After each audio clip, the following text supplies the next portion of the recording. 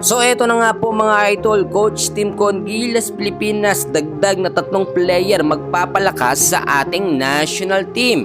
Gilas Pilipinas may panibagong sistema o adjustment kontra sa New Zealand. Kakayanin ba ng ating team? And bago natin yan ipagpatuloy mga kaibigan, huwag niyo po munang kakalimutan na i-like at i-subscribe ang ating YouTube channel. Maraming salamat po.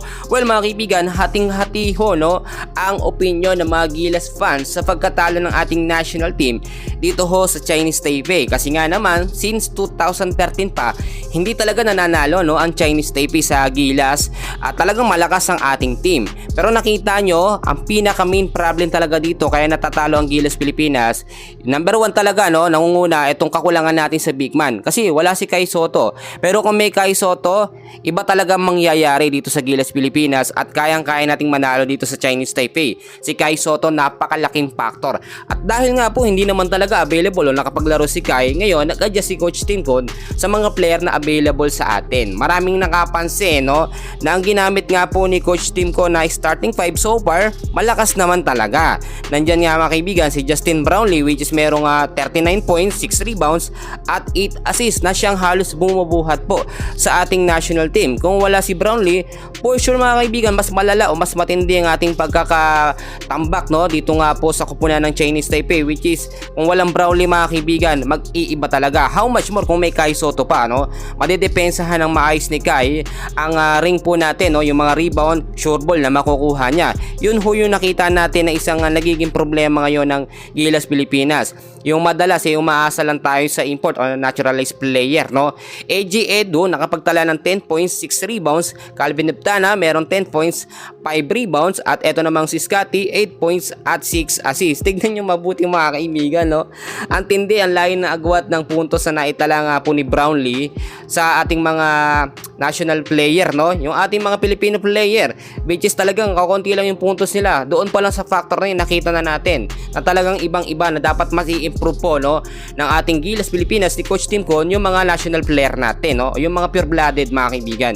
So eto na, yung 3 player na aking tinutukoy na dapat nga pong mapasama sa lineup ng ating Gilas Pilipinas. 100% para sa akin mga kaibigan, kayang-kaya na manalo ng ating national team Gilas Pilipinas kapag ka napasama ito. Unang-una, kailangan po natin ng legit na shooter at wala naman talagang ibang choice, at number 1 choices pa ng mga Pilipino base na rin sa performance nito, siya talagang deserving na maging legit na shooter po ng ating Gilas Pilipinas. Walang iba kundi si Jordan Heading. Maraming beses na nating nakita itong mga kaibigan ang kanyang performance, napasama na rin sa Gilas at hindi naman talaga tayo binibigo. At yung pangalawang mga kaibigan na dapat nga po sana kapalitan itong si Kai Sotto, si QMB, na nakita natin na okay na yung papel nito, inaasikaso na lang at inaasahan talaga na makakasama at makakalaro siya sa Gilas. Pero paano pa ngayon, nagsimula na, kailangan pa ng practice mga kaibigan dahil by Sunday ang next game na ng Gilas kontra sa New Zealand. So malamang sa malamang ito ay naka-reserve lamang para nga po sa FIBA Asia sa August. Yung pangatlo, ito sinasabi ko sa inyo, lahat to nire-request sa mga Filipino fans ng Gilas. Ito pong si Renz Abando. Alam nyo mga kaibigan ko, sasabihin ko sa inyo to, kapag may Renz Abando, na-hype yung ating mga player. Hindi man ganoon mga kaibigan, nakakapagtala ng matataas na punto si Renz Abando, hindi man makadepensa sa sobrang tatangkad ng mga player. Pero kung tumalon yan mga kaibigan, napakatindi. Mga ex-NBA player, nakita natin yan sa strong group athletics ng Pilipinas kung paano niya yan nasusupalpal mga kaibigan. Napakatindi ng kalibre nito nga pong si Renz Abando. Abando nga siya mga kaibigan, kung napasama siya sa ating national team, mabibigyan sana o makakagawa sana ng magagandang puntos yung ating mga player at madedepensahan kahit papano yung ring kahit wala itong si Kai Sotto. Sana ho nag-gets yung mga kaibigan at marami tayong napansin yung starting 5 na lineup nga po nitong si Coach Timcon, which is nandiyan si Scotty, si Brownlee, si Junmar Fajardo. Masyado silang babad na babad hanggang sa second half. Kumbaga napagod na sila mga kaibigan at hindi na masyado makapagpahinga. Bale mga third and fourth quarter, mga huling quarter, sobrang pagod na sila. wala ho silang ka-reliever, hindi naman nagagamit masyado yung mga bench player. Si QMB mga kaibigan, maganda sana kung nandiyan siya, no?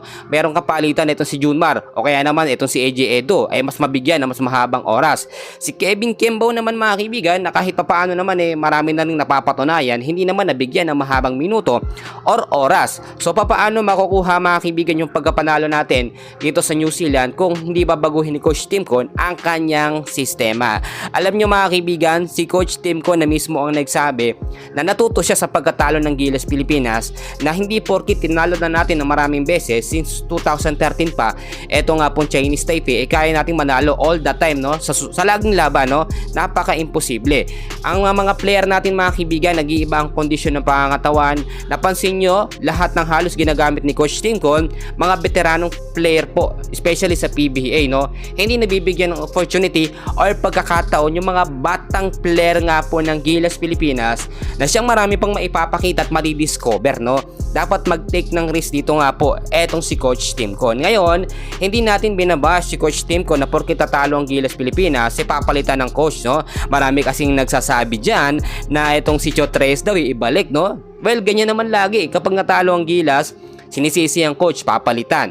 Kapag nanalo, tuwan-tuwa, no? Wala tayong malulugaran, no? Si Coach Tim Con walang malulugaran. Pero para sa akin, iba pa rin ang naiambag. Ito nga pong si Coach Tim Con sa ating national team, Gilas Pilipinas. May pusong Pinoy yan mga kaibigan, no? Si Coach Tim Con. At may concern sa mga player. For now, ito muna ang update natin. Mamaya meron pa. And please huwag nyo kakalimutan muna mag-like and subscribe sa ating channel. Maraming salamat po.